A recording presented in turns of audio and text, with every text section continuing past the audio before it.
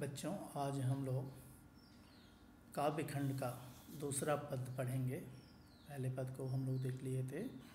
आज अगले पद की मैं व्याख्या करूँगा, क्योंकि पहले पद में हम लोगों ने देखा था कि गोपियाँ उद्धव जी से क्या उनकी तुलना कर रही हैं। उद्धव तुम हो अति बड़भागी वाला, इसके पहले हम लोगों ने पद पढ़ा था जिसमें गोपियाँ उद्धव जी की तुलना अनेक प्रकार से की थी और उनको भाग्यवादी कह करके, भाग्यशाली कह करके उनके ऊपर व्यंग किया था। आज हम लोग उसी काव्यखंड का दूसरा पद अभी मैं व्याख्या करूँगा।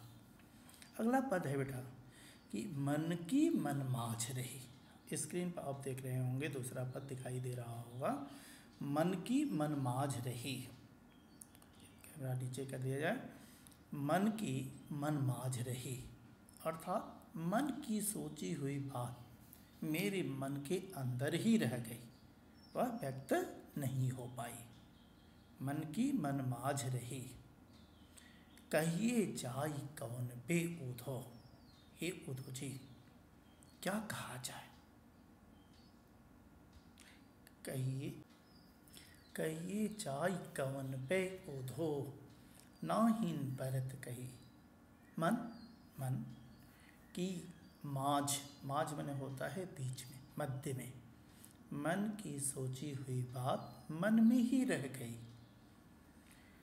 अर्थात हम लोग सोची थी कुछ और, लेकिन अपने मन के उद्गार को व्यक्त नहीं कर सकी, मन के छुपे हुए रहस्य को उद्घाटित नहीं कर पाई। कहिए कहें हम लोग, जाई जा कर के कवन पे उद्धव। हे उद्धव जी, आखिर हम लोग जा कर के अपने मन के उद्गार को किससे व्यक्त करें, कैसे व्यक्त करें, किसके यहाँ जा कर के व्यक्त करें। कहिए मैंने कहें, जाई मैंने जा कर के, कौन मैंने कौन सी बात, उद्धव संबोधन के लिए आया है कि हे उद्धव जी, यहाँ पर लगेगा हे उद्धव जी, हम लोग अपने मन की सोची हुई बात को जा कर के आखिर किससे कहें। नाही नहीं, परत पड़ता है, कही कहना। हम लोग सोचती तो हैं, लेकिन सोची हुई मन की बात को व्यक्त नहीं कर पा रही हैं। आखिर वह सोची हुई बात किसके पास जा कर के व्यक्त करें। नाहीन परत कही कहना नहीं पड़ रहा है, अर्थात हम लोग अपने मन के उद्गार को व्यक्त नहीं कर पा रही हैं। अवधि, अवधि मैंने होता है समय बेटा। अवधि आधार, अब तक हम लोग अपने प्राण को छोड़ चुकी होती, लेकिन एक आने का समय निर्धारित करके गए थे। माना यह जाता है कि जिस समय श्री कृष्ण ब्रज गांव से मथुरा के लिए गए, तो उसके लिए उन्होंने कहा था कि केवल मैं 15 दिन के लिए ही जा रहा हूँ, 15 दिन के बाद मैं पुनः वापस आ जाऊँगा। लेकिन वापस आए नहीं, क्योंकि और किसी पद में कहा गया है, उद्धव जी, सूरदास जी ने ही लिखा है कि कहत कत परदेसी की बात, कहत कत परदेसी की बात, मंदिर अरद अवधि बधि हमसो हरि आहार चले जा। कहत कत, हे उद्धव जी क्यों कहते हैं कहत कत परदेसी की बात। यहाँ परदेसी कौन है? परदेसी है श्री कृष्ण। कहत कत परदेसी की बात, आप उस परदेसी की बात भला क्यों कह रहे हैं? वह परदेसी किया, कहा कुछ और किया कुछ और।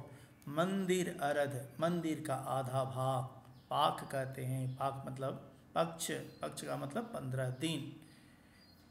मंदिर अरध अवधि बधि हमसो, मंदिर के आधे भाग, पाक अर्थात पक्ष, अर्थात 15 दिन के लिए कह गए। हरि आहार चले जा, यह भाव साम्य है। उदाहरण के लिए मैं बता रहा हूँ बेटा। हरि आहार, सिंह भोजन क्या करता है? सिंह का भोजन मांस होता है, और मांस के ऊपर से यदि तुम बिंदी हटा देते हो तो मांस हो जाता है। मांस का मतलब क्या हुआ? महीना हुआ। अर्थात हरि आहार चले जात। 1 महीना बीत गया लेकिन अभी अब तक वह परदेसी वापस नहीं आया। इसलिए कहा गया है कि मंदिर अर्ध अवधिबधि हम सो हरि आहार चले जात। मंदिर का आधा भाग पाक अर्थात पक्ष अर्थात महीना बीत गया लेकिन अभी अब तक वह परदेसी वापस नहीं आया। उसी तरीके से यहाँ गोपियों ने कहा कि अवधि आधार आस आवन की। अवधि माने समय होता है। देखो यह हिंदी है बेटा।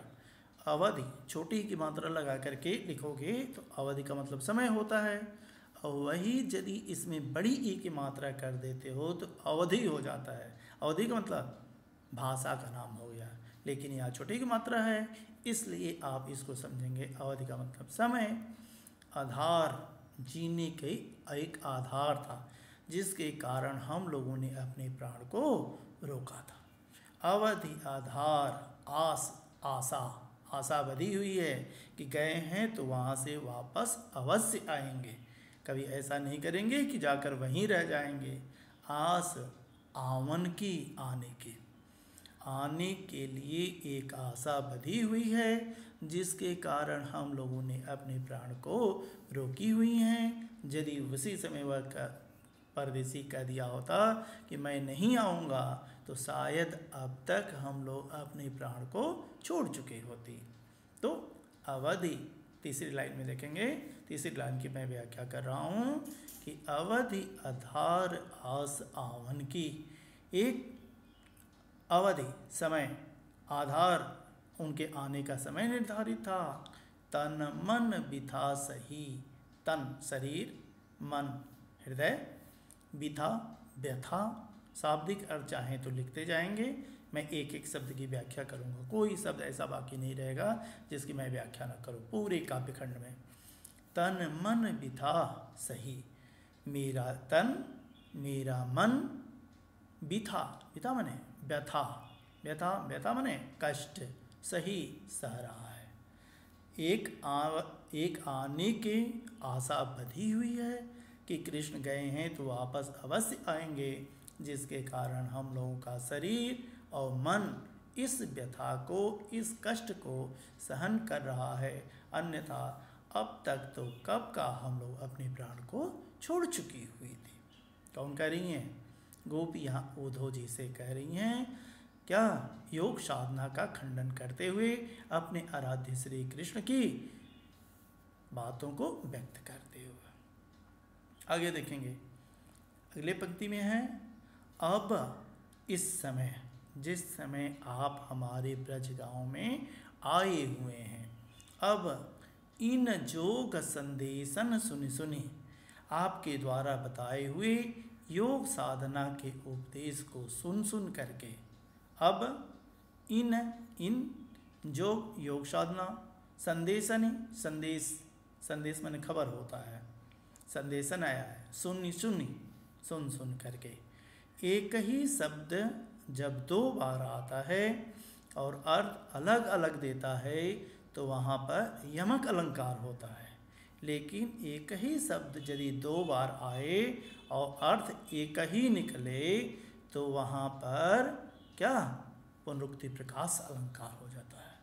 अब इन जोग संदेशन सुनि सुनि, अब आपके योग साधना के उपदेश को सुन सुन करके, बिरहिन हम बिरहणे, हम बिरहिन गोपियाँ, बिरह दही, बिरह की ज्वाला में दही जल रही हैं, जलती जा रही हैं।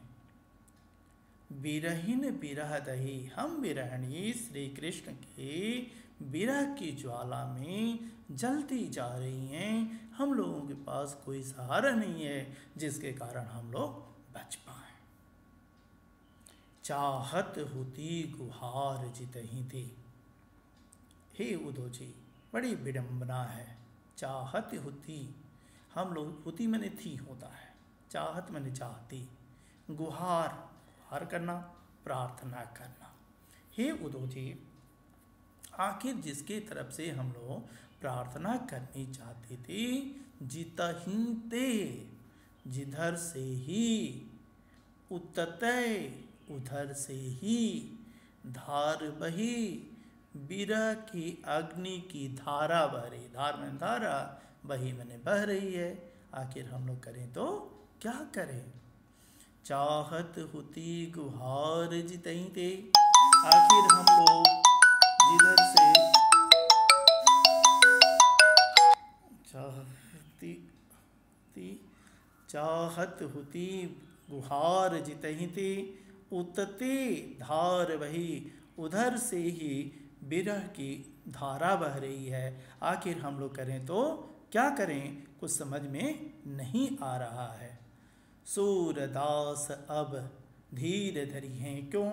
हे सूरदास जी कह रहे हैं कि गोपियाँ कह रही हैं कि हे उद्धव जी, धीर धरी हैं क्यों? आखिर हम लोग धैर्य धारण कैसे करें? मर्यादा न लही, अब मर्यादा नहीं रही। मर्यादा का मतलब, क्यों मर्यादा नहीं रही?